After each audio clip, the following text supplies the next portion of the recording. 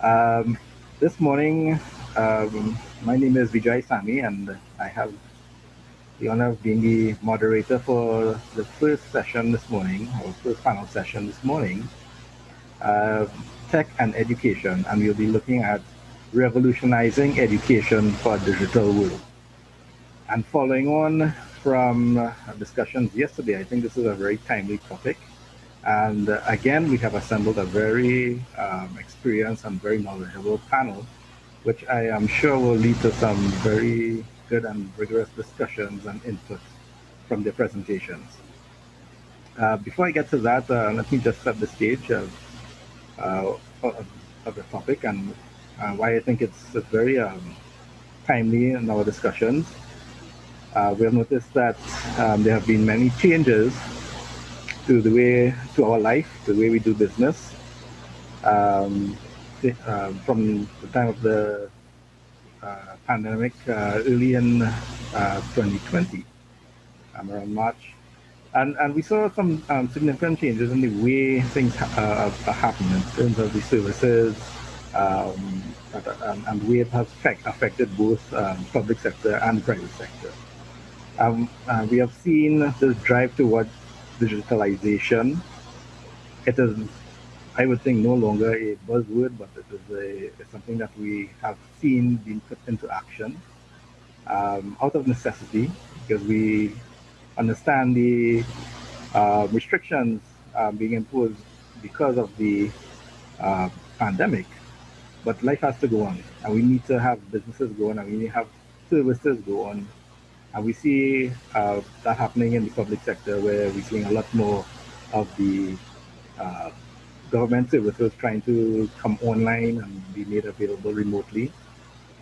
We've also seen organizations moving to work from home, remote working, and on the business side, we've seen organizations finally start to implement e-services and e-commerce as part of their offerings in order to maintain their service to their customers. And it's caused tremendous shifts in the way we do things too. On the education side, we've seen a lot of organizations have to quickly move their operations to online and get e-learning going. So it's somehow kind of given a jump start or kickstart to, I would say, a kind of mini gig economy in Trinidad and Tobago. And we're seeing some signs of it progressing.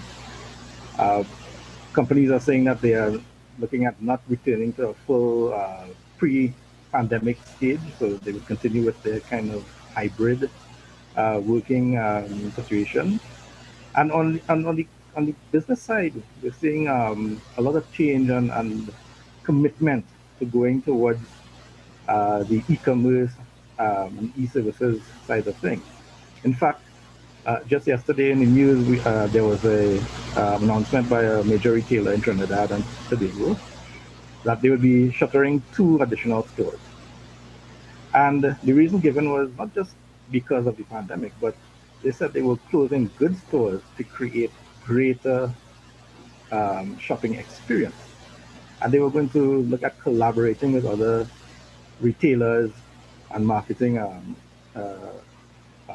organizations in order to bring to the local market a e-service or e-shopping experience that would be far better than what existed before. So in that note, we should be looking at and asking ourselves, are we preparing people to be able to function in this? And I'm hoping it's a continuation and continue to grow, a growing gig economy or e-commerce economy or digitalized economy. And that is something we are here to discuss this morning with our panel of some experts, I would say. And I would just also want to mention, before I introduce the first speaker, following on a comment that came in from the first session yesterday, after the first session. And the comment was made, critical thinking and innovation needed to push TNT through to the digital transformation age. And I repeat the first one, critical thinking. Critical, it's needed for the innovation aspect, right? And this is something that we would be looking at as we ask the question about revolutionizing the education system in Trinidad and Tobago for a digital world. So with that being said, let me just introduce our first speaker this morning, who will surely set the tone for the discussion going forward. And she's no stranger to any of us here, or to many of us in the I.C.T or the education sector. She is Miss Jacqueline Morris. And Jacqueline is an experienced tertiary educator, researcher, educational technologist, and instructional designer, whose focus is on the intersection of the internet and learning. She currently is the e-learning manager at the Judiciary of Trinidad and Tobago. During her many years of service as a teacher educator at the University of Trinidad and Tobago, she taught students in the fields of education, technology, and instructional design at the Center for Education Programs. She has also lectured at the University of Trinidad and Tobago in process engineering, at the UE in management information systems and technology and tourism. Her current research interests focus on online learning strategies, processes, and the psychology of online teaching and learning. She can also get her hands dirty with regard to creating online content, having also worked for multimedia productions and live video projection firms. She is also a certified Moodle educator and a certified Microsoft Innovative Educator. In 2003, she was appointed by the Secretary General of the United Nations to a global panel of experts on internet governance. Since then, she has been active in the fields of internet governance and I.C.T policy and has held several positions in international policy organizations such as ICANN. She is currently the policy chair for the nonprofit constituency at ICANN and the vice chair of the local chapter of the Internet Society. She was also recently voted in as director of the TTMAG and currently sits as a director on the board of the National I.C.T Company of Trinidad and Tobago, also known as I.C.T. So without much further ado, I will hand over to Jacqueline to take us through our presentation this morning. Hi, good morning, everyone in this area, and for those of our friends from around the world, good afternoon, good evening, good night, wherever you are. I'm going to be a little bit longer than 5 minutes, but I hope you'll bear with me, because one of the most fundamental parts of building a society is how we educate our people and our citizens.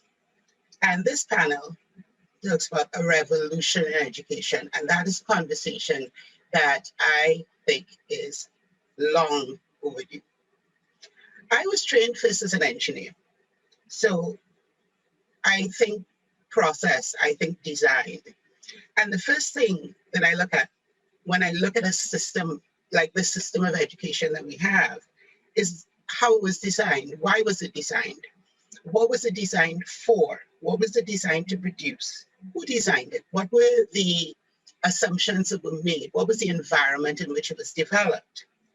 And when I'm looking at the system and whether it is fit for purpose now, we need to go back and look at the history. It helps us understand why certain decisions were made.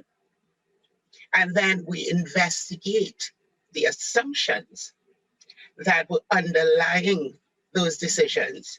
And we can see if those assumptions still stand today, or if we need to make changes in the light of our current environment. And then we can determine what parts, if any, are fit for purpose now, and what needs to be changed, and how we need to change them. So I'm going to go into a little bit of history, something like 1,000 years of history in 2 minutes. The education system that is the foundation of the one that we have now started around 1100 in Europe. And that was the religious education system. The primary purpose was training clergy. Free education was mandated in about 1179. All of this at the time was the Roman Catholic Church, because there was no other in the Western world.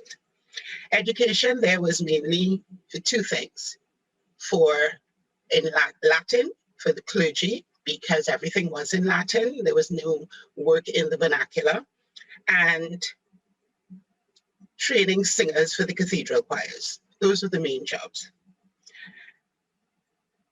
And it went through. We had the building of the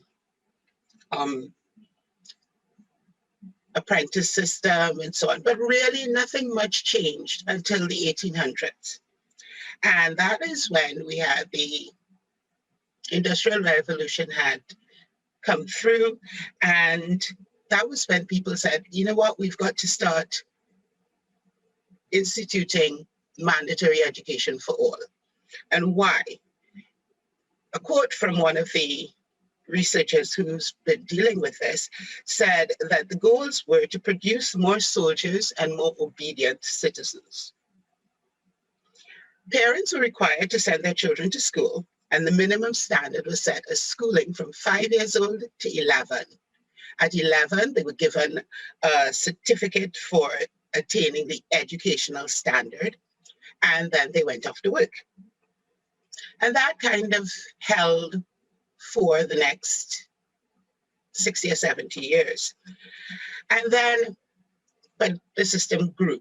So there were church schools and some public schools that were built, that were organized by, say, towns and villages and so forth. In England in 1944, the Butler Act codified the split between primary and secondary education at age 11. It also managed to bring the church schools fully into partnership with the state. And they did this in two ways. They had controlled schools. These were schools that were church schools that agreed to be funded totally by the state and to set themselves under the local education authority. And that's a governmental educational authority. And then we had aided schools, which kept more control over their curriculum, their staffing, the students that they accepted and so forth. And they had some of their costs paid by the state, but not all. That sounds a little familiar. And I'll kind of stop there because right after that came that's a system that we had, and then we became independent and we continued having that system. Since then, we've tweaked it. We raised the age for school leaving to 14 and then to 16. We went with a school leaving certificate, that certificate of educational standard that came out in the 1800s. We changed it from SEA. We went from 11 plus to common entrance to SEA. Other tweaks, we've decided to localize our curriculum. So we stopped using Oxford and Cambridge as our examination boards, and we have our own CXC. We've included vernacular in our schools, and we have implemented every technology that has come along into the education system. But the system that we have now, today, in 2021, is effectively the system that was created in the 1600s. But a lot of things have changed. For example, we don't have jobs for life anymore. We don't need obedient citizens. And so when we look at the system itself, when I look at all the push to put technology into the school, that hasn't really changed much in the outcomes of the system of learning that we have. It seems to me that it's a donkey cart and we're blinging it out, we're adding all sorts of technology onto the cart, but it's still a donkey cart and it's not really going to be fit for purpose to drive us down the highway. And that is what I think that dealing with technology in education without looking at the foundations of the education system will bring us to. And now I want to look at some of the assumptions that underlie the system, the assumptions that came from the history. The agrarian calendar. For most of the period of time that this education system was developed, it was a rural system. So it was an agrarian calendar. Children, as everyone, they needed to get the harvest in quickly. The harvest came from June to September. I'll just leave that right there. Industrial child labor. Children were allowed to go to work at 11. So the end of compulsory education was set at 11. That secondary school was optional for those who could afford and who didn't have to go to work. So where we are, primary school ends at 11, secondary school starts after that, even though we now have mandatory secondary school. Subject-based teaching. Schools started with just teaching Latin. It expanded with the printing press and the Reformation, which allowed the Bible to be read in English or in the vernacular, wherever you were. English focused sometimes. And other subjects were added as they became formalized. When chemistry became an area of study, it was added. So these things were just slapped on with no consideration for integrating them. The goals of education were to produce workers for industry, civil service, soldiers and obedient citizens, clergy. And our government-assisted schools, we have the Concord Act, and that is pretty much based on the Butler Act of 1944. When we look at what we supposedly want for our nation, if we look at Vision 2030, the plan that is informing the government moves right now, the vision of education says, quote, an education system that encourages entrepreneurship and innovation and prepares learners to take advantage of opportunities in a rapidly changing global environment. It also says that it is integral that research and development as well as innovation be promoted and institutionalized as part of the pedagogy across the education system, pre-primary, primary, secondary, and tertiary. And the long-term goal, 2030, which is not quite so long-term anymore, being in 2021, that's 9 years from now, our population will be diversely educated, innovative, and entrepreneurial. So we need to start thinking, what would an education system that is fit for these purposes look like? We can't just think of the strategies and the content and the technology and so on. We need to think about what does the system look like from the ground up. The important terms that I like people to remember about what we would need in our education system: research, innovation, accessible education for all, diversity, entrepreneurship in a system of rapid change. And this is a place we need to start in order to revolutionize education and not continue down the road of blinging out the donkey cart and saying, yes, we will function like a BMW, because that's just not going to happen. Not without proper bottom roots up change, revolutionizing it, in other words. Thanks.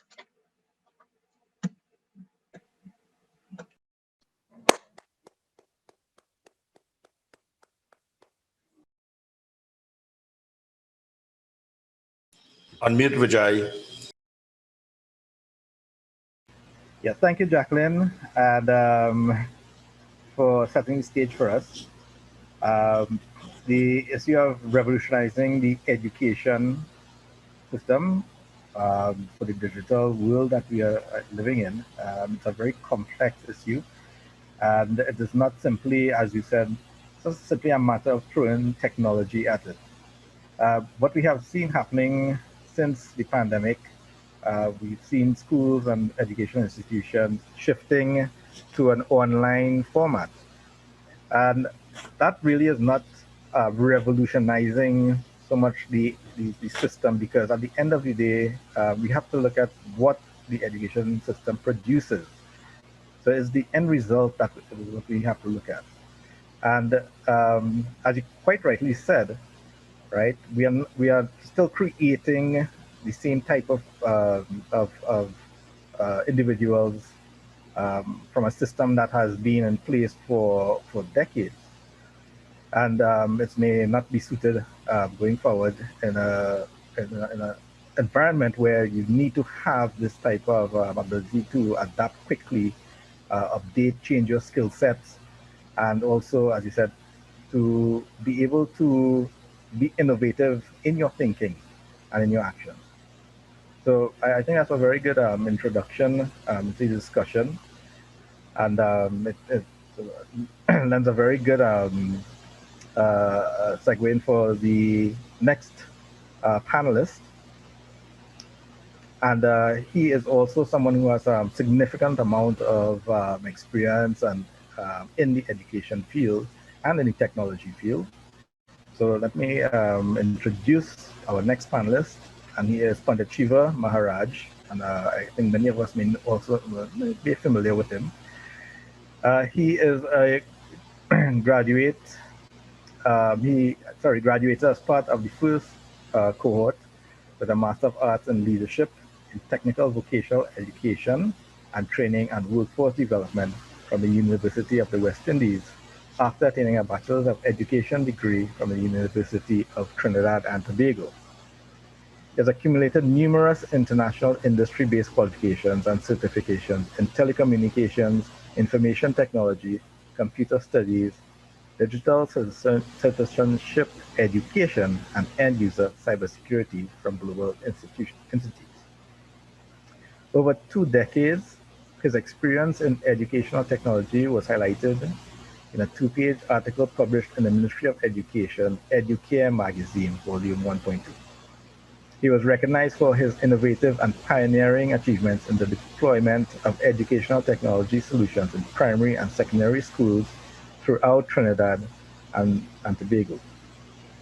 Additionally, in response to the COVID-19 pandemic, he has recently commissioned his own branded device called the Digital Guru Class Tab PC, which is an optimized, out-of-the-box, complete online education solution system for students, especially those living in rural areas. At the tertiary level, he imparts his knowledge to other educators as an instructor for the Internet Technology Development course in the Masters in Educational Technology program at the University of Trinidad and Tobago.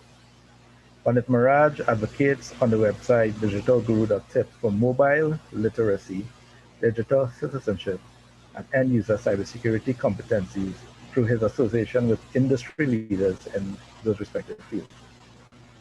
Outside of Trinidad and Tobago, Pandit Maharaj and his company I.C.T. Expertz Limited is known for heading the Trinidad and Tobago Safer Internet Day Committee and champions for National Cyber Security Awareness Month and Data Privacy Day, which was, I think we observed that yesterday. He has presented papers and presentations at a number of international conferences hosted by universities, government, and other prestigious institutes on topics such as human capital, the weakest link in cybersecurity, the digital future of Ramila, the use of technology to develop Moderators in Trinidad and Tobago, and the silent disco classroom. I think something you may want to look for and take a read. Sounds very interesting. So I would like to now hand over to Pandit Maharaj and take us further on in our discussions on this topic. Good morning, Vejai, and to everyone who are part of our forum this morning as we discuss education and technology. In my discussions with Vejai yesterday,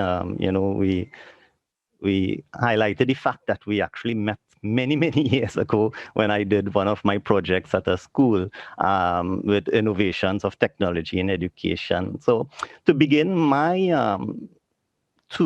bits for the discussion this morning of technology and education, I would not go as far back as 1,000 years as Miss Morris, but I would like to go back at least 100 years as we look at how the revolution took place. And I go back to 1915, where the University of Chicago Press published a book by educational reformer and by one known as John Dewey, and anyone in education will know that name, in his book, School and Society.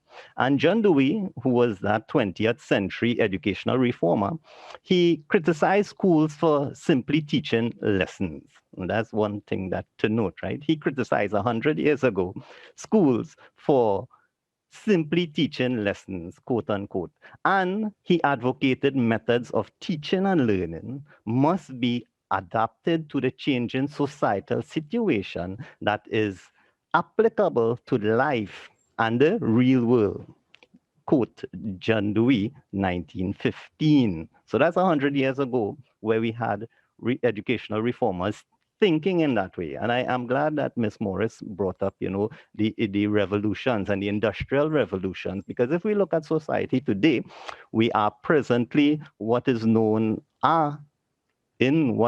as the fourth industrial revolution. And what the fourth industrial revolution it was enabled by technologies that are based on computing and the internet. And so we had the Internet of Things, and we had all these grand ideas of the inclusion of technologies and internet technologies in schools during this period. And signs of the fifth industrial revolution is actually upon us with COVID-19 pandemic. So technology must first be defined, and so we must understand that the application of scientific knowledge for practical purpose is a definition of technology. And technology has always been in the classroom, and we can't, some people, when we talk technology, we think only digital technologies, but technology has always been a part of the landscape of the education system. And so we can, if we go back in time, we can see from that of the feather pen where we had to dip in ink was something that was used, and that was a technology. And we had blackboards, whiteboards. Now we have interactive boards, right? And now we even have, with the online platforms, we have things like Jamboard, which are interactive online boards. So the evolution and the revolution continues to happen. We had, back in the day, stone tablets. Then we had the slates that we used in our school system. Then we had even tablet chairs in 1960 was included into schools. That was part of the education system technologies used in educational technology. And of course, today we have the electronic tablets.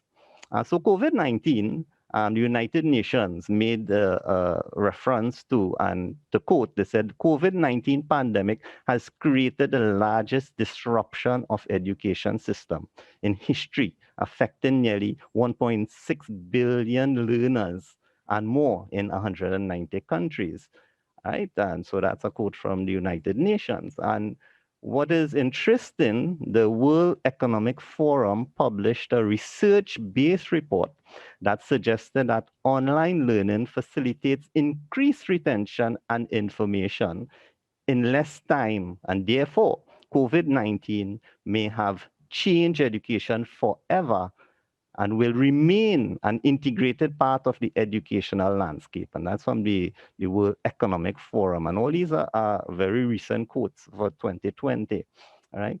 However, that drastic necessary jump onto online education has exposed many gaps in 21st century competencies. And this is where my focus has been, and I've been actually going to focus my PhD research in that area of competencies, because if we are going to look at, and as Ms. Morris rightfully said too, we have to look at what we want in society. 100 years ago, John Dewey said, education system must match that of what society requires. And if we are looking at digitalization, therefore, the competencies for a digital citizen should also be included in the education system. And so this is where my focus is on that, and we'll continue to discuss as we go along. So I'm specifically now looking at what are the competencies that are needed for a digital citizen. And we have to ask the question, where do we start teaching these competencies? And what are those competencies that we would like to have? And I think that could be enough for us to carry on with our discussion this morning. Thank you very much.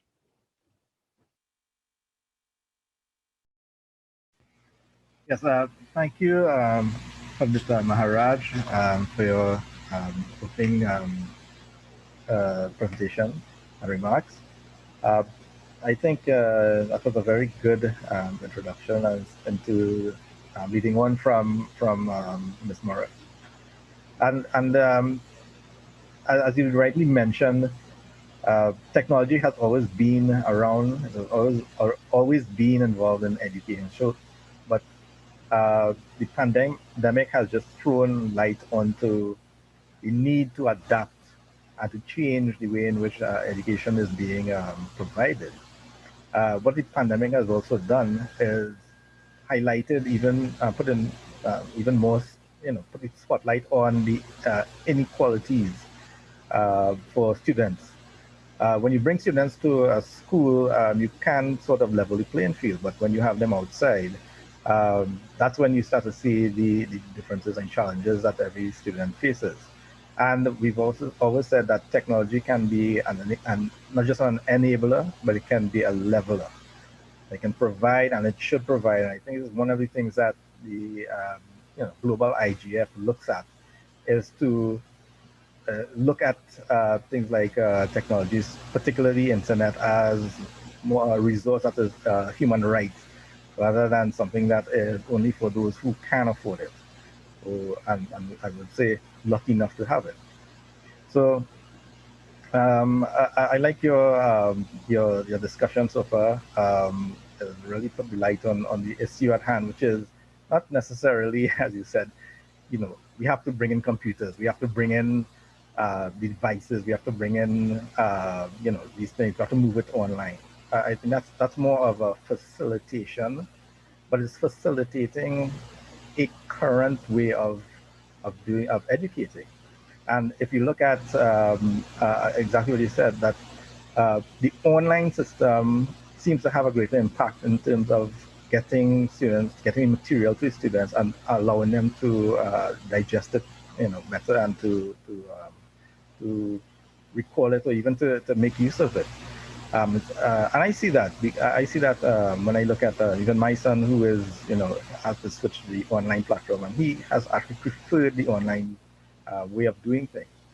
And that brings to us, as you said, you have to prepare students to be able to work in a different manner. And our next speaker is going to highlight some of these challenges and some of the things that he has noticed also, being an educator, right? And we spoke about it, this switch from having a synchronous to an asynchronous delivery method.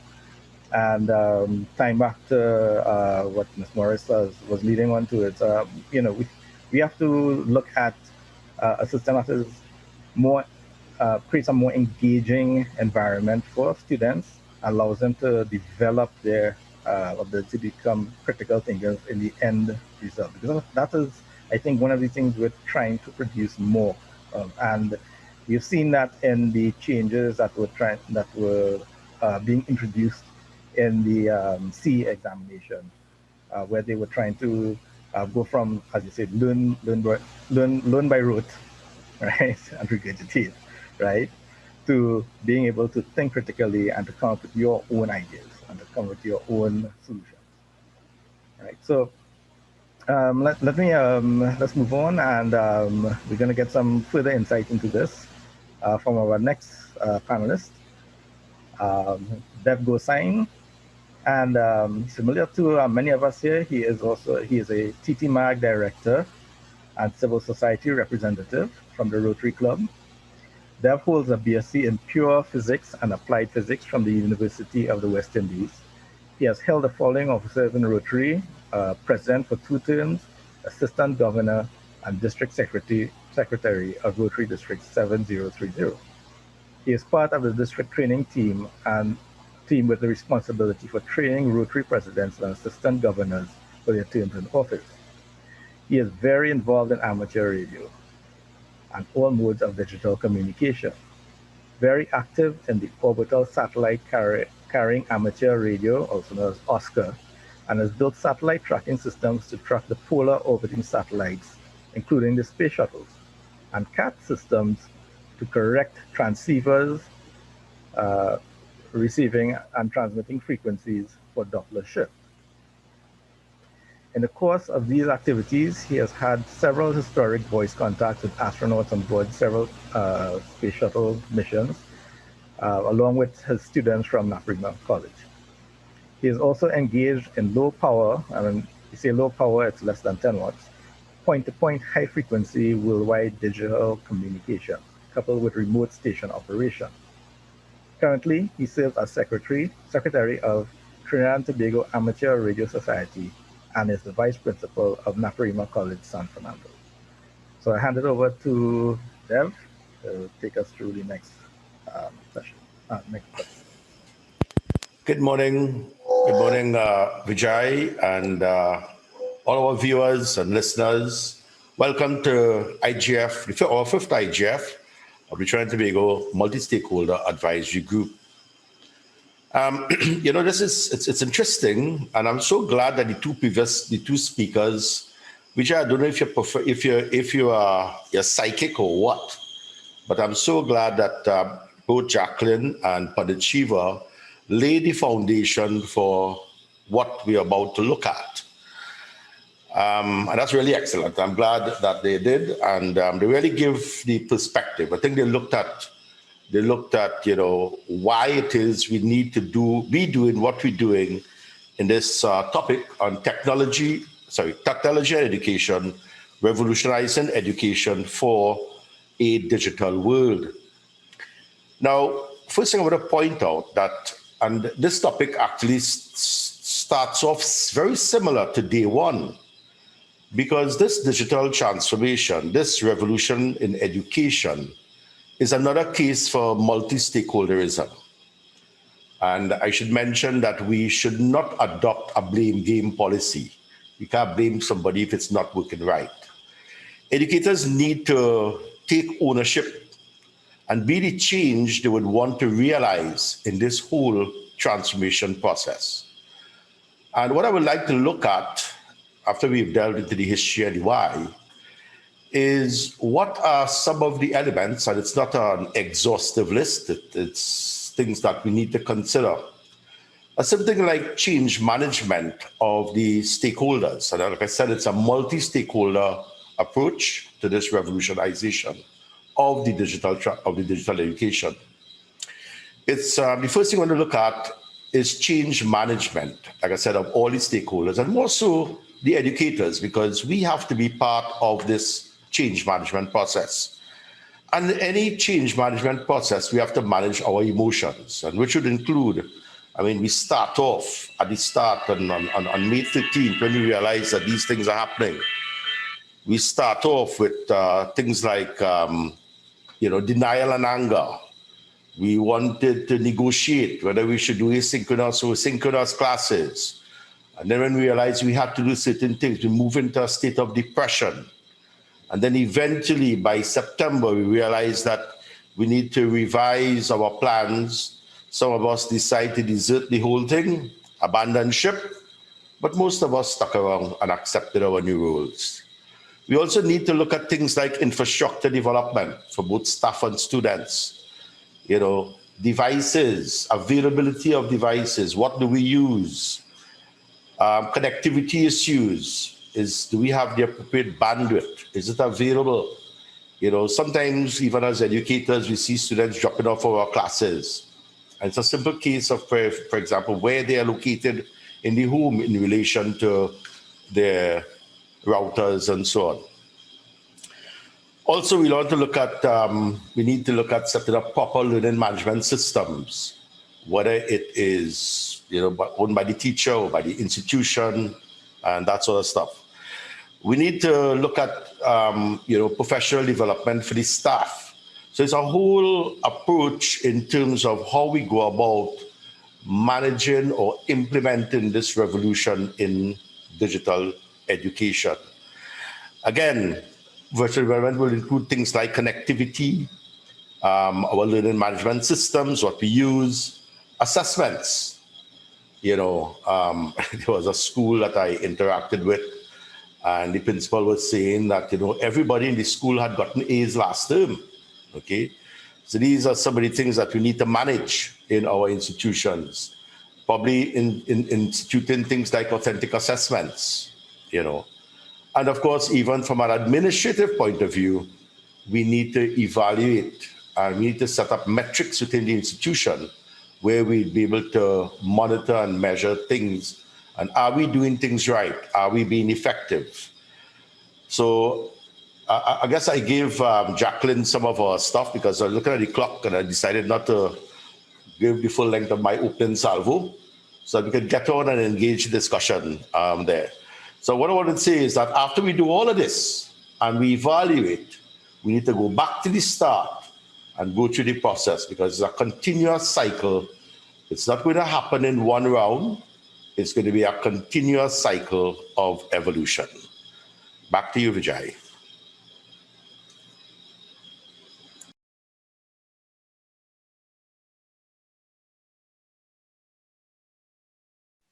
He's muted. Thank you, Dev. Very, very nice contribution to the discussion at hand. We raised a lot of points there in terms of the effect of trying to change the education system. And what you're mentioning in there is the introduction. I mean, we've been speaking about it. The introduction of technology is a disruptor. And it does feel it can, because as you said, it changes how the teachers have to approach education. It requires them to reskill, basically. And that can be uncomfortable. It requires a lot of time and effort. At the same time, as you said, you know, you have to deliver, right? Yes, you mentioned that, you know, teacher gave class all A's, right? Because again, teachers have to be evaluated and they have to show that they're performing. So we are uncovering as we go along a lot of factors that have to be discussed and need to be considered when we are looking at this whole issue of revolutionizing education. And I think it's more, and even though the topic is for digital world, right? I think revolutionizing education on a whole, just for it to be more effective and to be more in line with what is happening in the world today, that alone is just a big step for us to take, a big step for the sector to take. So you mentioned that it was transformational, and Pandit Maharaj gave us some stats from the United Nations and indicated that the pandemic was one of the most influential events that has caused a major shift in education. But I think it's more, it's been a shift in how education is being delivered. Many countries are still struggling with trying to have their education systems operate under the restrictions of a pandemic. But it's still, you know, it hasn't addressed, and some cases, yeah, it hasn't addressed the actual change in the fundamental way education is being, what education is doing, or the end result, what is being produced. right? So as Jacqueline said, that is the key thing, because as the environment changes, as the world changes, our economies change, um, the individuals that we produce have to be able to take advantage of it, have to be able to become productive and to contribute to their economies and to the world at large. And that requires a whole different mindset. So uh, I think it's a good topic to now getting to, and this is transformational, right? And our next speaker, Mr. Philippe Nogueira, uh, he is an expert in this area. So I'm thankful that we have him on the panel. So let me just give you his introduction. Philippe Nogueira. He's an accomplished multilingual executive with extensive international experience in media, corporate communications, telecommunications, education, business administration, human rights advocacy, community organization, and international trade. Felipe successfully managed large Caribbean private telecom companies and trade associations, and was a central figure and lead negotiator in multiple international trade negotiations and symposia for the World Trade Organization, the European Union, Commonwealth Heads of Government, and Summit of the Americas. Felipe has extensive experience as a communication specialist, television news anchor, documentary producer, and radio host, maximizing the transformational impact of technology by researching and implementing best practices for attracting, developing, and retaining great talent to sustain implementation. He is an effective team leader and player and current director of the Virtual Educate Academy. So we'd like to welcome Felipe to take us on to the next section of our, and he's driving, so I hope we have a good connection. Thank you. Thank you very much, Mr. Chairman, and thank you all for being here to address such a, I would say, an existential topic with respect to our people, to humanity, and to the people of Trinidad and Tobago and the Caribbean. I appreciate all of the speakers who addressed this topic before me, in particular the historical context provided by Sister Jacqueline Morris, with whom I collaborated over the years, and for whom I hold tremendous respect. I think the first thing I'd like to ask is how we define revolutionary in terms of education, especially in the current context. We've looked at historically, 1,000 years ago, 100 years ago, pre and post-colonial. But in the current COVID-19 pandemic, how are we defining revolutionary? And Mr. Chairman, you mentioned how we deliver education. That is one aspect, the form, the means of communication to deliver curriculum. But the other, and vitally important, is the content itself of the curriculum. But let me ask a few questions so we can have ample time for discussion. Although digitization is a new norm globally, relatively new, and I'll just say that in 2006, I was the Chief Communications Officer for Miami Public Schools, which controls WLRN radio. The Federal Communications Commission wanted us to digitize, and it was going to cost $10 million to do so. The mayor and even school board members thought that this was an exorbitant cost that they couldn't afford. And they were prepared to give it to the mayor and others. And I said, "Are you crazy?" I told the superintendent that he had an invisible resource of tremendous value. And it took me 9 months. I had to hire a Jewish lawyer to tell people things that I couldn't say, that they wouldn't listen to me saying. And this is part of form of delivery of message and content. And we finally convinced at a meeting of the school board where they cut $200 million in learning, they passed the $10 million budget to digitize. The very next month, Mr. Chairman, we were able to lease bandwidth to Clearwire to do WiMAX at $300 million through digital compression. So how you use your delivery is very important. And the fact that, however, there have been vested interests in Trinidad and Tobago that have wanted to delay digitization for the very cost of it, whether it's CNMG or other institutions which have that responsibility. It is an exorbitant cost, and there are lobbies that have been entrenched against it. Now, while this has delayed our competitiveness economically, it has also given us an opportunity to do what we're doing now, which is to reflect and think critically. As one of the speakers said, critical thinking is vital if we are going to decide which way we're going to go forward. And I want to say that because I've just returned from the United States, where I was teaching in a classroom. I've taught at the university level. I was teaching Cuban students to speak English.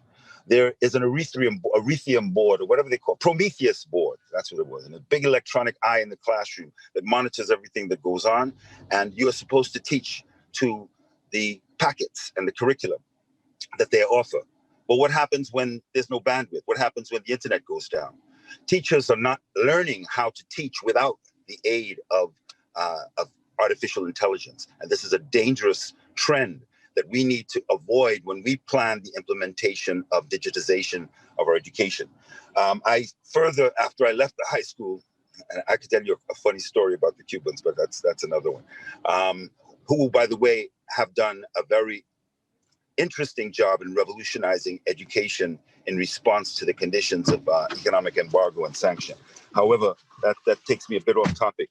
The question is how this opportunity to reflect on the implications of digitization, including digital IDs, vaccines, and it gives us an opportunity to revive the popular democratic institution that once was very prominent in Trinidad and Tobago of national consultations, town hall meetings that will enable us to shift the paradigm of economic determinism and allow people's critical thinking to make decisions for how we move forward in a digital world.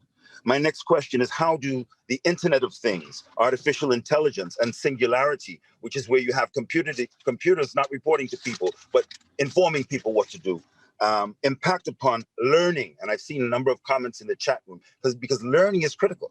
The sage on the stage, the teachers. The second thing that I did when I was when I left the classroom, I went to California to do a review for the government of California of how learning is taking place and how equity can occur. Because you have in a place called Oxnard, maybe about less than an hour from Los Angeles, you have students, the majority of whom are Central American, Mexican, Native American, suffering. Their results are not optimal, and that's another issue. How do we measure effectiveness of teaching and learning? Is it just through tests? So that means that teachers end up just teaching for and to the test rather than teaching holistically, so that students can be encouraged to be creative, innovative, entrepreneurial, and think critically. We have not had that era yet, Jackie, I don't think, in history, where we have encouraged entrepreneurship education. We've encouraged industrial education, but the information age hasn't produced that pedagogy, in my opinion, yet. So on learning and cultivation of human values, organic human intelligence, conducing to revolutionary education in a digital world. And my final question is how to apply technology to cultivate virtue, human values, and the mark of an educated person in a digital world. And I'll close by saying, so since the COVID broke out, I was unemployed, and suddenly my children started saying, listen, our kids need help, they need education, can you teach them?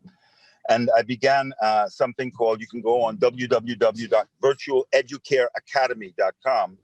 And we started, and we have students in New York, New Jersey, North Carolina, Georgia, Florida, Trinidad and Tobago, Ireland, and even New Zealand. And the amazing thing about this is we're teaching children ages 1 to 15. And they are amazingly in one class. So we start with silent sitting. We think about something like work is worship and duty is God. What does that mean? Or, hands that help are holier than lips that pray. and then we'll sing a song, start the day with love. We'll integrate that with Qigong or yoga, which then breaks the monotony, because remember, these kids have been online all day in class.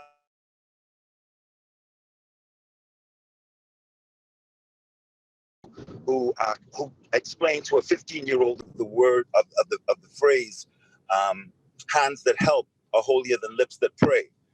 Then we go into student presentations. Now, so far, for the last 6 months, we were doing student presentations on prominent individuals who are worthy of emulation and study. And I could name so many of them, but you're educated, you know the types of people I'm talking about, exemplars. Now we're working on two very interesting projects. One is global warming. So they're looking at, and I have them working in teams in different locations, family members and strangers working together. And they're looking at things like, why is it getting colder and there's more snow when when the polar ice caps are melting? What are the effects of light pollution and what can be done about it? And with how do coastal communities and islands are affected by rising sea levels? Yes, okay, I'm going to stop. But you get the idea. That the idea is integrating and getting students to lead the learning process using the technology as a tool rather than as a determinant. Thank you. Yes, thank you, Felipe. And I like that you have been speaking a lot about, changing the way in which students approach education and what you're trying to get out of them, and that critical thinking, because that seems to be a common thread across the discussions coming across this morning. In fact, looking at there was a article in the Washington Post recently, and they were looking at, again, post COVID, what does education mean for children, given the significant amount of transformation happening in the world because of COVID.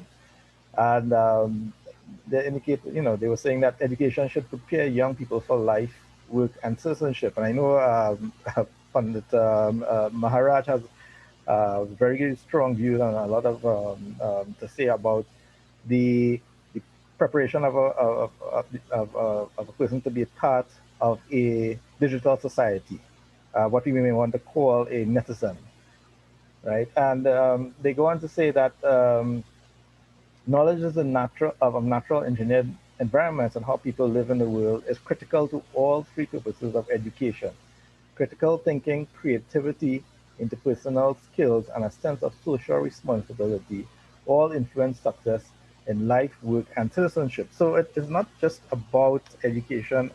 I'd say education is not just about the traditional way of thinking of, you go to school, you study, you get a degree, and the purpose of the degree is to get a job, and the purpose of a job is to earn so that you could buy a house, a car, and have children, and so on, right?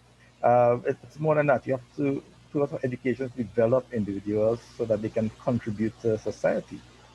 So I would, if we are looking at creating that type of individual who is going to contribute to a even more digitalized society, and digitalizing society, what do we need to do, and what should we be looking at in the context of our education system? I'll just throw that out to the panel if anyone wants to comment on this. Yeah, so I can take it, Vejai. Okay. Just as we spoke on the competencies, and I use the word competencies and not skills because it's very important for us to understand that if we're looking at a digital competent or competent digital citizens, we have to be looking at certain things make someone competent, and that's knowledge, skills, and attitude. So what we see in our society is that we have young students, and I know a lot of the chat is speaking about the teachers and so on, and we know, yes, the educators have been thrown into this as well, and many of them are not competent in delivering or using technology. So if we look at if you tell someone, many people, and I see this from kids to adults, you tell them, go to the address bar in your browser. They watch you like what is the address bar? And, you know, for us, that may seem silly, but it is a reality. And that's where the knowledge comes in, where they have to have the knowledge as to what the technical jargon and terms are, right? Then you have the skills, which most children have. They could swipe and so on, right? Because they're using these touch technologies with the tablets and so on and phones, but put them in front of a laptop or a keyboard. Keyboarding skills are not there. Mousing skills are not there. And the thing is, we are looking as to go towards even digital evaluation and assessment for fully, and the children don't even have these skills.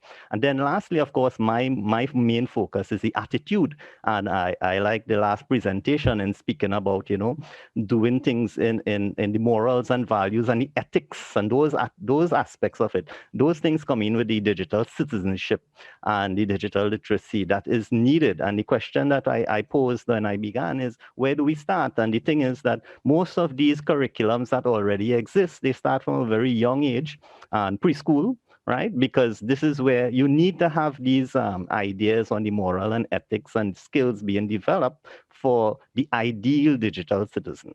So this is where my area of focus is, and this is my contribution for that question. And I leave it open now for the other panelists as well. Great, thank you, Pandit Maharaj. Again, would they hear from the other panelists?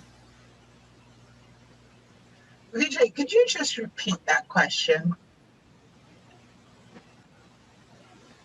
Okay, so I was asking exactly if we are looking at developing individuals who can contribute to the changing economy and to be part of this world, right? What do we need to be looking at in terms of transforming our education system? And that is not a simple answer, because you need to go back to exactly what I was saying. What is fit for purpose? Do we know what we need? We have not discussed what does that new citizen look like. We can say, oh yeah, we can do this, we can do that, but all of that is still bringing out the donkey cart. We need to say, what does this person look like? And then we say, how do they function? In what environment do they function? And then we break it down to what do we need? What do they need to know? How do they need to function? What kinds of interactions will they need to do? And then we can say, right, we've got to teach.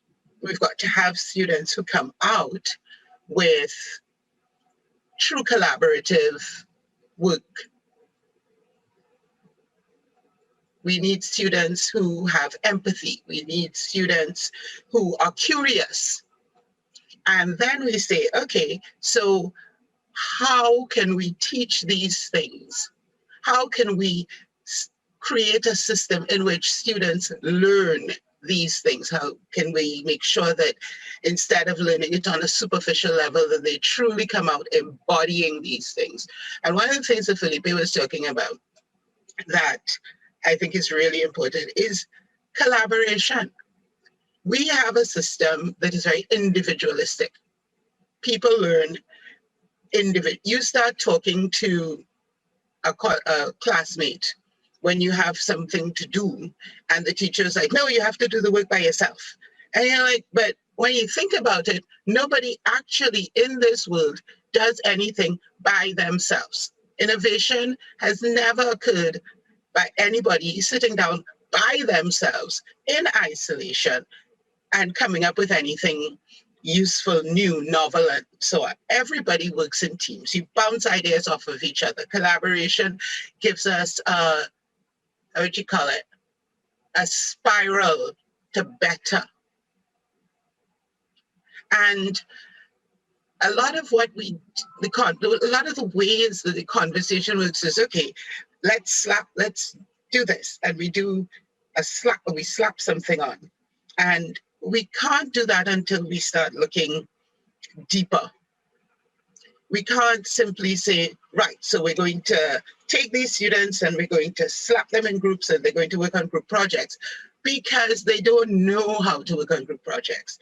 We need to start them understanding that one, from very young, respect for other people, respect for differences and diversity. The number of students that I had in UTT, and we slap them into a group and say, do a group project, and the amount of people who hit us with, oh, I don't want to be in that group because that person's stupid and they will bring down my GPA. If we evaluate people individually and we do not give marks, for example, for working in teams, then they won't bother with it. So the assessment has to change. The way we introduce things has to change. And we need to start really early. We need to start building those skills. How these people are going to, how these students, how these people are going to come up being able to work in a certain way. We've got to start that in pre-primary. We've got to see, actually children do that in pre-primary. They work together, they play together, they find something and they work with another one and they build a tower together and so on. And that's fine. And then we get into primary school and everybody's got their own separate mark and they fight for first in class and so on. And if they don't get high enough in class, if they don't come first or second or third in class, their parent might punish them, beat them, whatever. And we form that competitiveness instead of the collaboration that we need. And collaboration and respect is one of the things that we need to have a society, because if people are all individualistic, then we don't care about each other, and then we don't have a society. So I don't think that we can just flap anything on. Go ahead, Felipe. Okay, but I would just want to, when we get them to work on projects, we teach them to work on projects. Obviously, they don't know anything about project management or organization, but what, for instance, the girls who are looking at this, why is it getting colder in spite of global warming? They came initially with some superficial stuff, and the other children said, go back and do more research, because obviously that is not the answer. Start looking at the Gulf Stream, start looking at how so in other words, the collaboration takes place among the learners and the teachers who are also learners. So I'm learning. I never knew about light pollution before they suggested it. The question of the teacher, though, is as a facilitator of organization of learning. But then there's the question of collaboration. And the only thing I disagree with what you said, Jacqueline, is that while I'm a proponent of cooperation and collaboration and learning, a certain level of competitiveness in the process is also healthy, so that they can strive for excellence, not cutthroat competitiveness, but competitiveness to help each other to excel. When it starts to get a little bit too negative, well, you intervene and say, come on, let's be supportive of one another. But they naturally come forward with things that help them to push. I think what we should be doing is trying to document and share these experiences with each other, and then take them, for example, to the CXC, which still doesn't teach properly African and Caribbean history, which is vital to helping to understand what this region is and who we are, regardless of where our ancestors came from. Because so much of the colonial education that is not just the form of education, but even the content of education persists.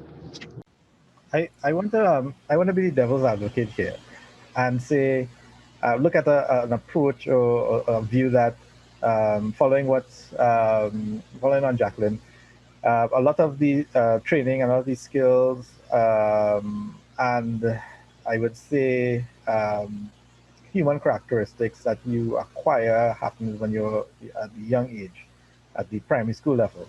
And there's the thinking that this is what preparing persons, individuals to enter this digitalized economy or digitalized world, increasing digitalized world, is a matter of introducing technology earlier on. For example, teaching coding and primary school level, the skills that Pandit Maharaj spoke about, so that they are comfortable with the technology, and it becomes, as nowadays, comfortable as writing with pen on paper, and so on. And that it just be a more technology-focused curricula, right? And that is what would lead us to having the individuals that will then be able to work in this digital economy. Anyone wants to take? I'm just, as I say, I'm just being a devil advocate.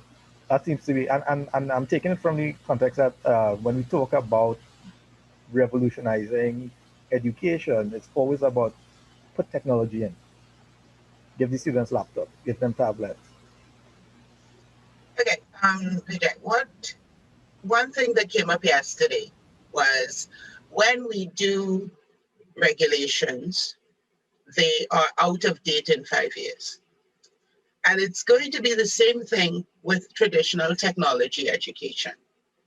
As opposed to technology in education, this is education in technology. Things change. It makes absolutely no sense to teach someone. I mean, I did training many, many years ago, corporate training, and I'm back doing it again. One of the things that you find is that a lot of the times you teach someone how to use this program or this tool. And then 2 versions down, they don't know how, they come back for training. So they learned, say, Word 2016.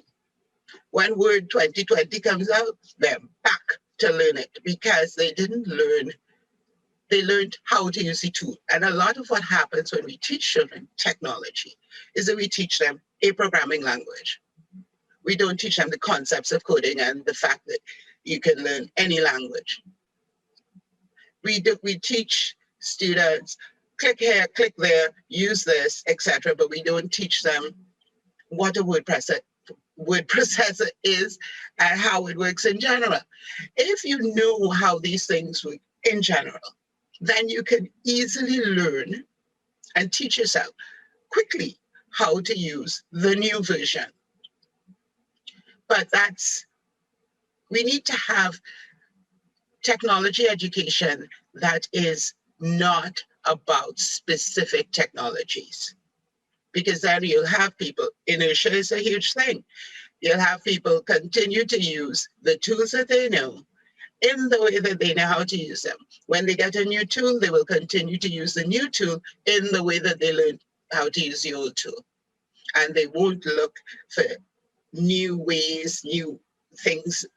The tool can do new things. Ooh, I can use this to do something else again. And that's the problem.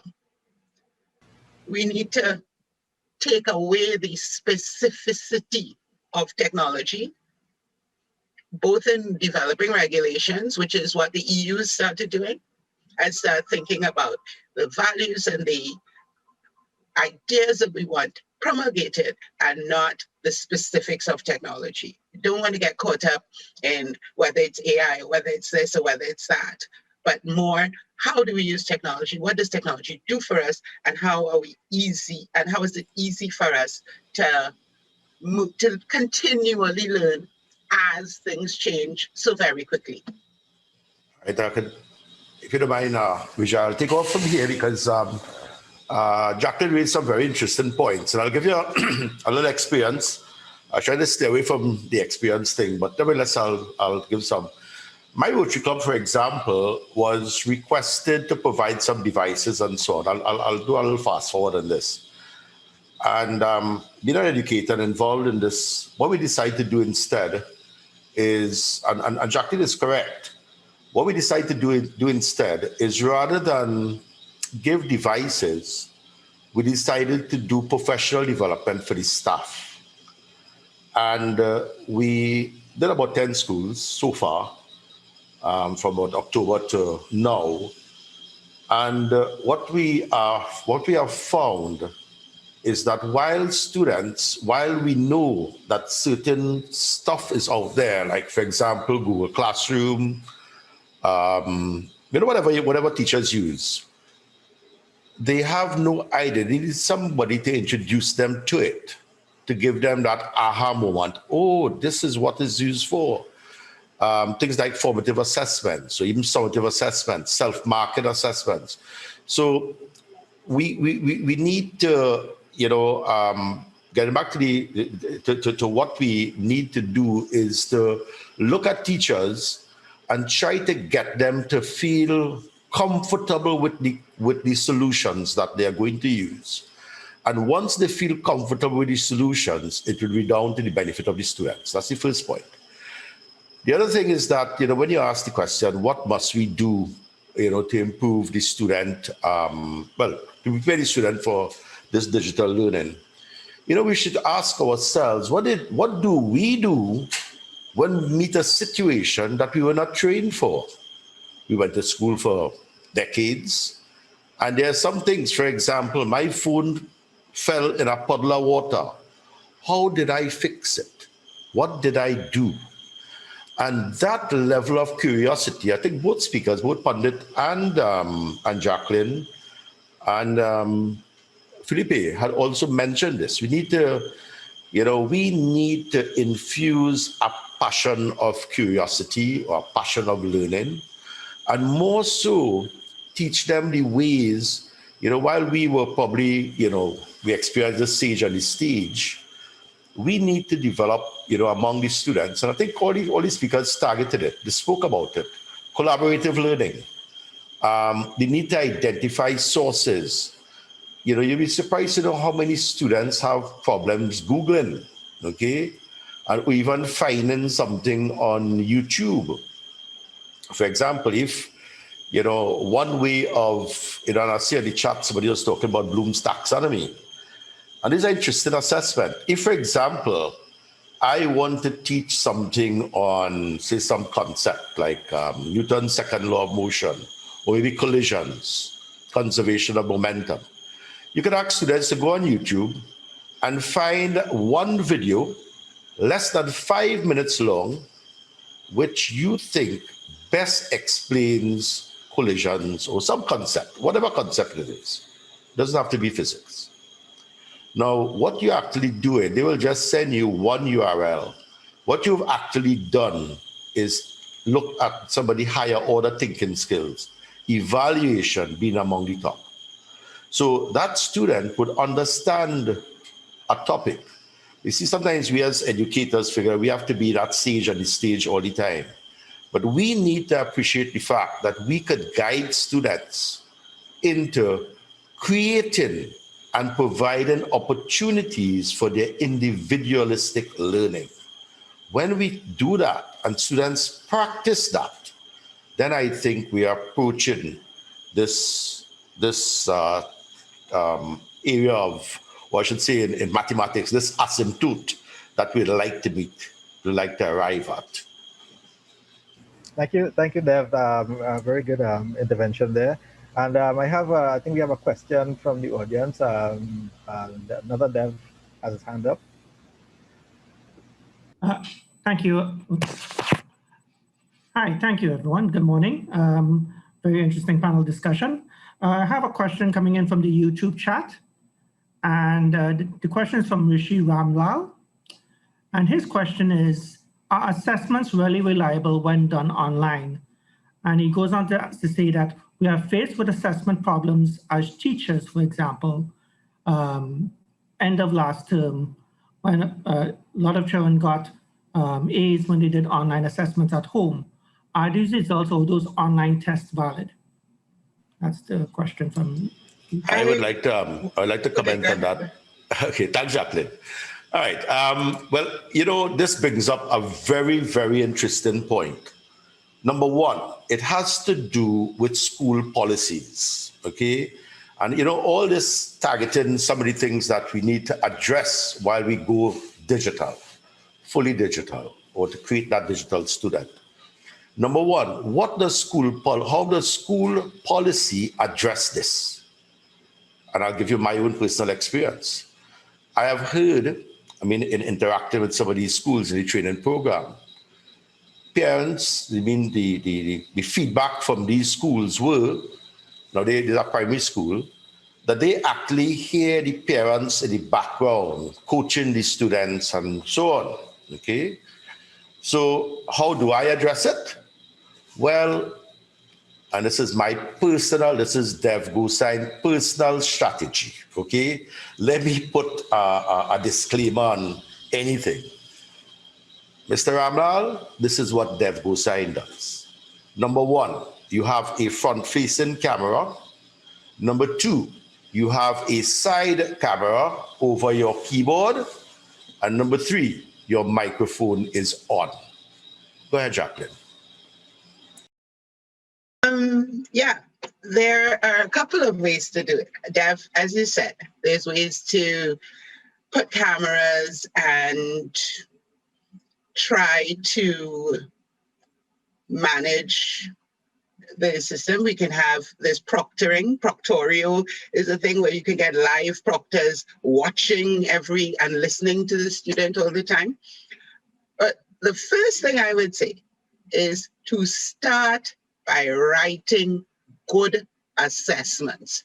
When you do what people call Googleable assessments, you're checking, yet again, hit that Bloom's taxonomy. There is absolutely no way that students can Google answers to questions or have parents easily answer questions for them if you don't ask things that are fact-based that they can look up.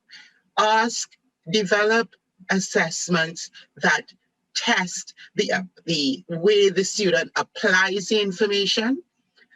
Develop assessments that require the student to synthesize information that they have learned over the period of time and create something new. Create assessments that require actual work from the student, actual thinking from the student. You can even ask the student to explain that thinking. And if you do have a parent working with them, if you've done enough work with that student, you can tell if it's the student voice or the parent voice. And that's one thing.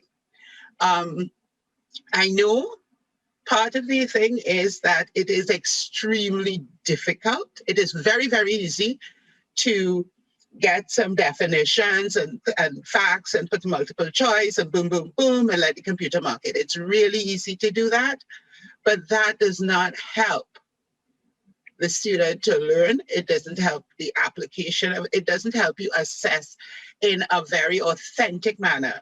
That is the way the student is going to use what they've learned. Those multiple choice checking for facts doesn't help that, and it's really easy for students to cheat on them. So if you move to a more authentic way of assessing, then you lose a lot of the ability of people to cheat. And then, of course, you can add security. You can have a lockdown browser so that when they're on that machine, they can't Google something on that machine. You use the camera to see if they're using their phone. You use the microphone to hear if they're being called by someone. You can rotate the question so that every student doesn't have the same question and the answers are in different order. Shuffle the answers so that when they say, if they're in contact with someone else and they say, oh, the answer to question 3 is B, their question 3 is different from my question 3, and my B is different from their B. So you get it wrong if you do that. That sort of thing. There are many ways that you can manage this, but the best way is to do really good, authentic assessment. I know it's hard, I know it's a lot of work, but it's the best way to do it. Thank you, Jacqueline, because what you is, you've talked about changing what is being assessed. As you said, you're not assessing things that are Googleable, right? And if you're doing that, we're looking at trying to have assessments that require more critical thinking, individual thinking from the students. So I am just putting it out there. Perhaps that is something that is being revolutionized in the education. if we go that way, if we continue to provide classes online, that the educators will realize that they have to switch to this type of format to be able to have very good and true assessments of students' competencies and capabilities. So perhaps is being driven that way. And just one comment, Vejai. I think Dev T's hand is up again. yes, I was just going to get the Dev T. You going to go with your question?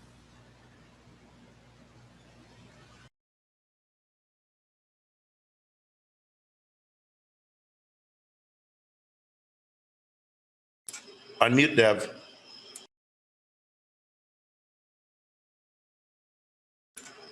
Dev, you need to unmute.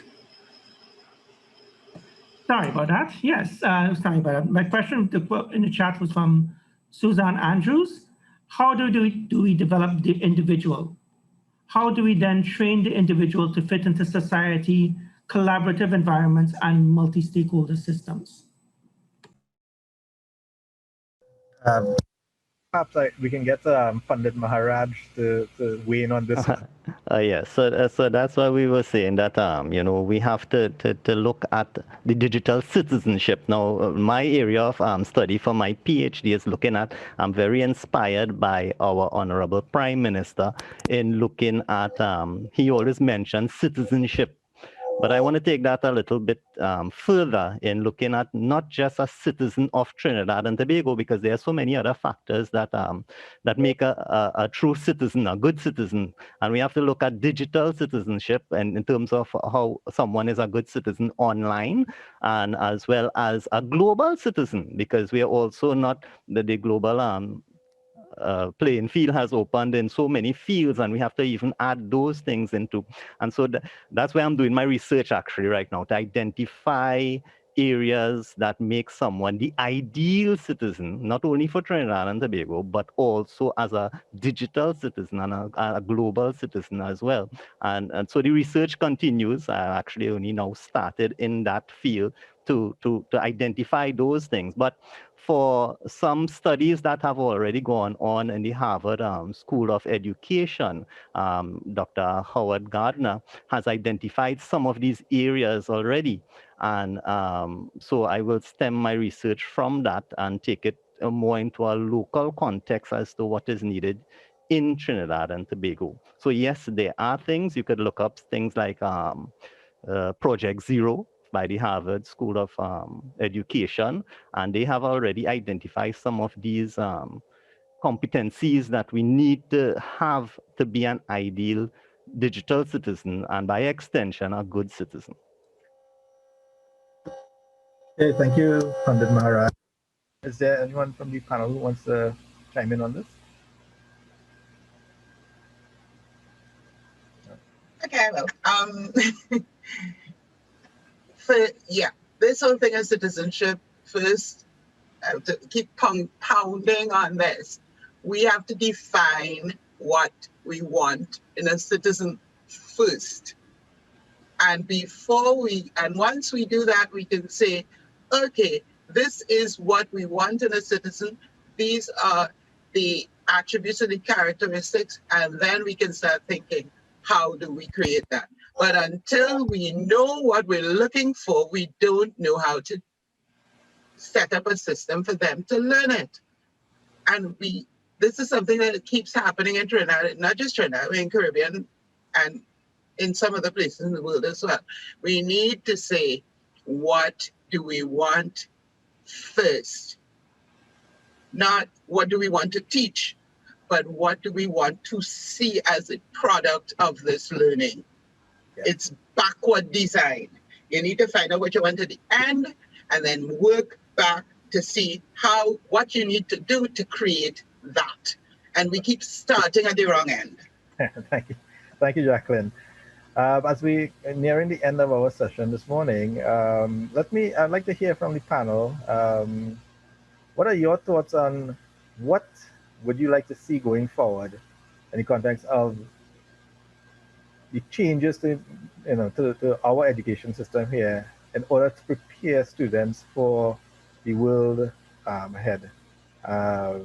It may not be perfect, it may not be happen right away, but what do you think we need to see happen? And I'll start with our last presenter, Felipe, if he can come in.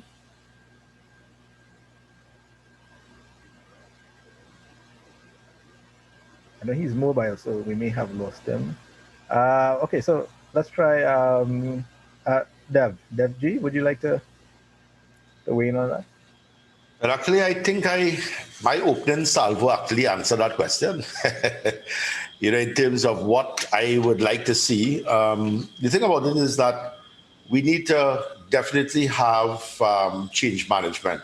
I shouldn't say a well-managed change by the educators, by our administrators, by all the stakeholders, as a matter of fact, all the stakeholders in terms of what is required.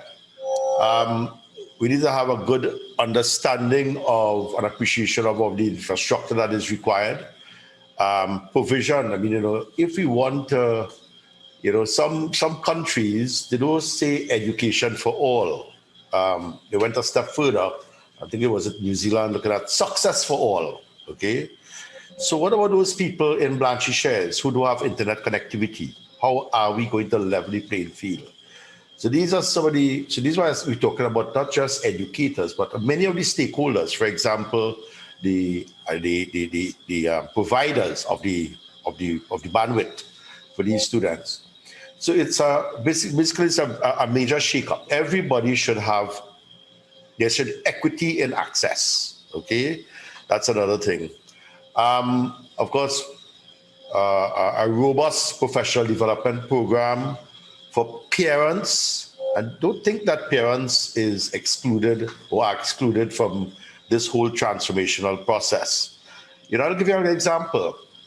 While you teach in a class, okay, I have had experiences where I see the student is missing, and then when I actually join the class, I call home, and the mother is telling me, well, they just send the son down in the grocery to pick up something for her, okay? And this whole process, this whole thing about, education, about what really is involved in an online program. Parents should have respect that this is school in progress. The child is not available to go make a grocery run or go to the mall to pick up something for you. So it's education all around. Using the systems that are available for the student and the make the education happen, whether it be a learning management system, whether it be whatever application you're using. As Jacqueline said, we need to understand the concept behind using these things. So you might be comfortable using Google Classroom. And then suddenly your school decided that they want to look at Microsoft Teams. And then later down the line, you realize that maybe you could use something like Educare. And then later down the line, you want to change. But there is a common thread that runs through all of these learning management systems. And that is what we need to understand. And rather than resisting the change that is going to happen. Of course, there must be continuous professional development in the whole process. And most importantly, I shouldn't say most importantly, another critical factor is the metrics, because we need to assess what we're doing, how we're doing it, and not to be critical, but really to find opportunities for development and growth. Because it is not a one-shot panacea that will say, okay, people, by April, maybe I should say by April 1st, we will have it down pat, because that will be the perfect all fool's joke, okay? So we need to move forward and say, something, this is an ongoing process. It requires continuous development and more discussions of this nature to have the wheels of revolutionization taking place. Thank you. Thank you, Devji. Through to Pandit Maharaj, 2 minutes, if you can just give us Sure. No problem. So when to summarize what I've been saying right through is that we need to, and I agree with Ms. Morris, that we need to re-engineer from what we want at the end. And when we look at digital citizenship, we also need to look at, as I said, citizenship and integrity. As we mentioned, the assessment is one of the main things in a good citizen. And when it comes to those assessments, even the parents is a big part of it. And in our digital citizenship programs that we have run through I.C.T. Expertz, we look at it holistically, including the parents and the student and the school. We have programs, we have stuff that integrate all of them, because all of them have to be on board into what is required to be a good citizen. And you will realize I didn't give any, as Ms. Morris said, we have to know first what are those qualities that we want in that digital citizen. And so that's why I'm saying that I'm now doing the research into that so that we'll know that. And when we know that, then we could put things in place to achieve that. And thank you very much. Thank you, Pandit Maharaj. We have a couple minutes, I think. I just want to check, is there a question, Deputy? This is Evenand. No more questions. No questions, okay. So as we kind of getting to the end of our session this morning, it may have started off, I think the topic, when you look at the topic on paper, revolutionizing education for digital world, education and tech, it may have seemed at first that this is going to be a technology talk. But we have to realize that education is not a technology issue. It's a human issue. And technology is but a facilitator. And it's probably, I think it's one of the areas where we have seen some of the biggest changes and impacts coming out of COVID, simply for the manner in which we had to change how education was happening in Trinidad and Tobago. But that is, we move into online in order to continue the education courses and programs. But I really and truly, and I think I was mentioned in my discussions with the panel, the one-on-one discussions, we have used the technology only to shift the delivery method. And what we have to see is if it is actually changing the whole concept of education and the impact it's making on our students. So I can say, and I would like to say from my own personal observations, that there is some change happening. And I think it's doing some bit to prepare our students today to operate in the world of the digital economy. But it's not going far enough, because as was made clear during the discussions, we still don't know what it is we want. Yeah. And so can I say my quick wrap up? Since I got left out of the room. Just 1 minute. I just want to make my own would last just about 30 seconds, if so long. Oh, okay. Just in closing up, Vejai and the US League Group, I was reading an article and they were analyzing a lot of companies last year. Some folded, some flourished. And, we started off today's talk about creativity and critical thinking and so on. And when they analyzed some of these companies that flourished, there were two major factors that contributed towards their success. And these companies displayed both of them in significant proportions. And they are, number one, creativity, that is the ability to identify something. And secondly, agility. So creativity and agility are the two main things, especially in this COVID-19, and more so for any industry. I was talking to somebody else, and they said that goes for almost any industry. Creativity and agility is what will bring you success. All yours, Jacqueline. I just wanted to say my quick wrap up, since I kind of got jumped over there. I said what we needed to do in the start, and what I would love to see coming out of this is that the Ministry of Education or some other major champion would start doing a multi-stakeholder activity to start doing those questions and investigating those things, so that we know what we want, where we're going, and we can start looking, instead of doing piecemeal curriculum change and this and that, and get rid of the SA and replace it with SAB and whatever, that we start looking at the system properly, deeply, and make those changes. And it doesn't have to be all at once major revolution. They can do it in an evolutionary way. But at the end, if they look at it in the right way and they bring the correct stakeholders on board, because all the stakeholders need to participate, because, you know, if a parent don't like it, it drops off immediately. And we can get to the system of education that we need to create what we need to create the citizens that we want in 2100, because 2030 is right there. We need to start moving way forward now. And that's my... Thank you, Jacqueline. Okay, so I think that brings us right up to time. And I would just want to say thank you to our panelists for taking the time out and for making such a great contribution and having such a discourse this morning, a very nice discourse on the topic. And I encourage everyone to please continue to stay on for the second session today.